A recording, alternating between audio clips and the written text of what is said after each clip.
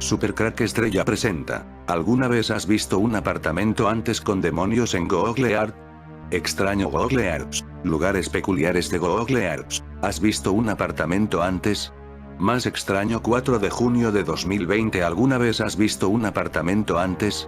Estoy seguro de que todos hemos visto un apartamento al menos una vez en la vida. Pero, para ser sincero, no creo que hayamos visto el interior de uno en Street View de Google Maps, sin mencionar la espeluznante oscuridad del lugar. Es bastante extraño. Este interior de un apartamento se subió a Google Maps por cualquier motivo o propósito. Ubicación: Giza, Egipto. Pero ese es el misterio. ¿Cuál es el propósito? Para fomentar el turismo en Egipto. Seguro que no es, porque ¿quién pondría un apartamento sucio, oscuro, con muebles de mala muerte para fomentar el turismo? Nadie. Entonces la pregunta continúa: ¿el propósito de dejar esto para ser visto por cualquiera cuál es? ¿O quizás no estaba puesto para ser visto por cualquiera? Si miramos la fecha, es en plena pandemia cuando se grabó esta habitación en Egipto, y eso nos da una pista muy grande. Quizás pusieron las imágenes para que alguien desde su país, ya sea Estados Unidos o Francia, el que sea, pudiera echar un vistazo a esta habitación desde su casa sin desplazarse a Egipto, usando de la tecnología del Google Maps. Esto tiene sentido, pero ¿qué podría buscar en este apartamento? Hay todo tipo de cosas en la habitación: amuletos, papeles con extraños escritos, extrañas luces, incluso lo que parece una cara que sale de la pared. ¿Estamos ante una habitación donde se realizan ritos satánicos? ¿Está poseída esta habitación por demonios? El cine es un arma de doble filo. Por un lado, ha evitado que se olviden hechos que, de otra forma, se habrían perdido en las páginas de los libros de historia. En cambio, no ha ayudado a contar toda la verdad sobre el antiguo Egipto. Si por Hollywood fuese, en las tierras de los faraones la magia únicamente habría servido para arrojar maldiciones sobre el enemigo, urdir conspiraciones contra los poderosos y resucitar muertos ávidos de venganza.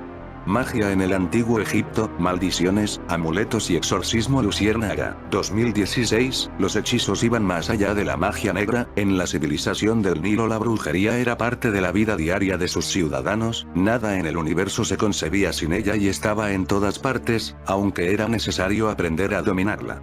Además, servía para sanar a los enfermos, para protegerse de demonios nocturnos devoradores de bebés, o entre otras tantas cosas para adivinar el futuro. Los egipcios creían firmemente en el Eka, el poder de la magia. Nada en el universo se concebía sin que estuviera animado por ese poder. La propia existencia del mundo era para ellos la prueba de la existencia de ese poder. Los secretos del mundo mágico en el antiguo Egipto, con todo, tan cierto como que su utilización era habitual, es que para algunos personajes descarriados era un arma mediante la que acabar con sus enemigos. ¿Qué importancia tenía la magia en el antiguo Egipto? La magia tenía un papel fundamental para los habitantes del Nilo. Era de vital importancia para el buen funcionamiento no solo del Estado, sino también del propio universo. En la cosmovisión egipcia todo el universo había surgido a partir de las aguas del Nun, un océano primordial que contenía en potencia todas las cosas, incluidos a los propios dioses. La tierra había emergido de ese océano. Sobre aquella primera colina había surgido el primer dios creador y ese demiurgo, Ra en Heliópolis, Ta en Memphis, Tot en Hermópolis, etc., creó el resto del mundo mediante un acto de autoerotismo, o mediante la palabra, pronunciando las cosas que concebía su corazón y trayéndolas así a la existencia. La fuerza vital primigenia que permitía hacer todo esto, y mantener el delicado equilibrio universal, era un poder ancestral que los egipcios imaginaban aún más antiguo que los propios dioses. Eka, la palabra con la que los dioses designaban a la magia. Los dioses, los magos y el faraón poseían Eka, tenían ese poder mágico vinculado a la propia creación, que la sostenía en pie, y que les permitía manipular el universo. Eka estaba en todas partes y aprender a dominar esa fuerza ancestral equivalía a tener el poder de la creación y de los dioses. ¿Cuál era la función básica de los sacerdotes? Algunas categorías de sacerdotes egipcios, especialmente los Geri-Ebet, los sacerdotes lectores instruidos en las casas de la vida, son algo más que intermediarios entre hombres y dioses. Son magos poderosos que saben manejar el Eka en los ritos, para mantener el equilibrio del universo. Cada noche, Ra, el dios el sol, atraviesa el firmamento en su barca y desaparece de la vista el horizonte, por occidente, para emerger nuevamente, fuerte, glorioso, rejuvenecido, por oriente. Pero su viaje a través del inframundo está lleno de peligros, las fuerzas del caos asociadas al océano primitivo no descansan en su empeño de sumergir el universo de nuevo al non del que surgió. Y antes de poder renacer por el este el dios Sol tiene que enfrentarse a la encarnación de esos poderes del caos, la temible y colosal serpiente Apep, que cada noche ataca a la barca solar. Los dioses utilizan Eka, el poder de la magia, para enfrentarse a Apep y salvaguardar la barca del dios Sol y al universo todo. De hecho, Eka, representado como un dios, acompaña a Ra y le protege. Mientras tanto, en la Tierra, los sacerdotes magos realizan ritos y actos de magia para ayudar al dios y a sus acompañantes. Modelan figuras de la monstruosa Apep, la increpan, la maldicen, escupen sobre ella, la alancean, lanzan sus hechizos sobre ella. Para los egipcios de la antigüedad, la muerte no era el final de la existencia, sino un alto en el camino, como un umbral que se podía franquear satisfactoriamente si se contaba con los medios adecuados para ello. La momificación de los cuerpos, los objetos y amuletos depositados junto al difunto o la arquitectura y la decoración de las tumbas eran algunos de los instrumentos que podían permitir a los egipcios superar el letargo de la muerte y conocer un nuevo amanecer en el más allá. Otro de esos medios mágicos lo constituía la palabra, pronunciada durante los rituales de enterramiento y ofrenda o bien escrita en forma de conjuros y encantamientos.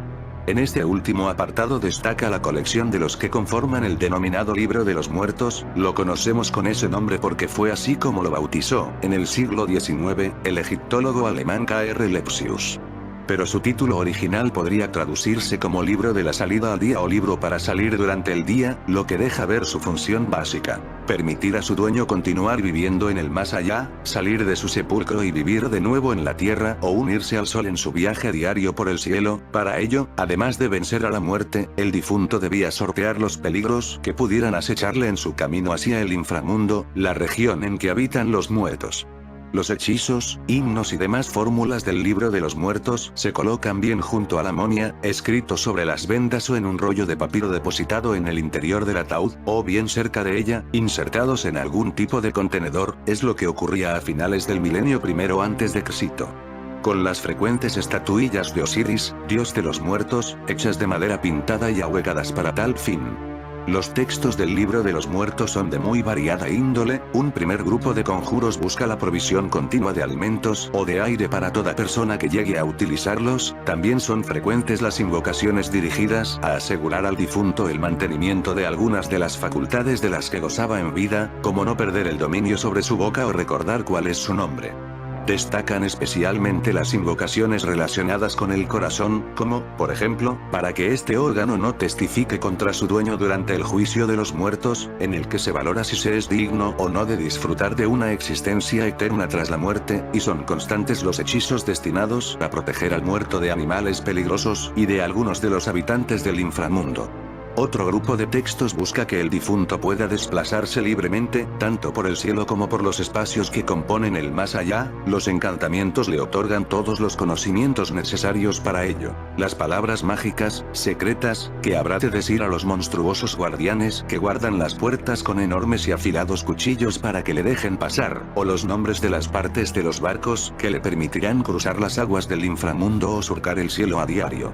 Incluso se facilitan itinerarios que detallan los paisajes del mundo de los muertos, su orografía, edificios y habitantes.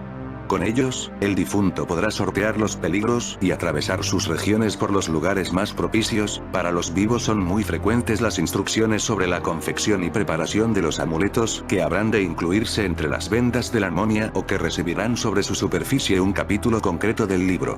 Se especifican los materiales a utilizar, las condiciones de pureza bajo las que una persona debía emplear el texto, sin haber comido determinados tipos de carnes o pescados, por ejemplo, o las imágenes y figuras que tendrán que usarse o dibujarse en el ritual en que el encantamiento debía ser recitado. La validez de estos ensalmos es manifiesta porque, como se señala en algunos de ellos, su efectividad ha sido comprobada 1.000.000 de veces. Un conjunto capital es el de las fórmulas de las transformaciones. Con ellas, el difunto podrá transformarse en diferentes seres que permitirán su feliz renacimiento en el más allá. Muchos de ellos parecen estar relacionados con el sol, que muere y renace todos los días, y por ello modelo de una vida eterna en transformación. El muerto podrá conocer el mismo destino que el sol si se metamorfosea en un halcón de oro, en una flor de loto, que se abre al alba y se cierra durante la noche, en la garza Benú, el posterior fénix de los griegos, o en una golondrina. Podrá ser dueño de sus actos e incrementar su poder si se transforma en un cocodrilo o una serpiente, o mostrar la superación de la muerte al adoptar la forma del dios Taola de un Ma, elemento intangible del ser humano, vivo. Gracias al empleo de los textos que componen el libro de los muertos, los egipcios podían asegurarse una existencia plena y satisfactoria en el más allá, cubriendo los diferentes aspectos de su nueva vida, desde los más prosaicos hasta los más espirituales. Esta concepción solo puede entenderse desde el afán vital de este pueblo, lejos del estereotipo occidental, que contempla el antiguo Egipto como una cultura obsesionada por la muerte y su tenebroso mundo. Lo que explica la creación y la pervivencia de esta colección de encantamientos no es sino el deseo, como rezan muchos de los títulos de sus capítulos, de no morir una segunda vez en el inframundo. En fin amigos de Supercrack Estrella, si te gustó el video pulgar arriba.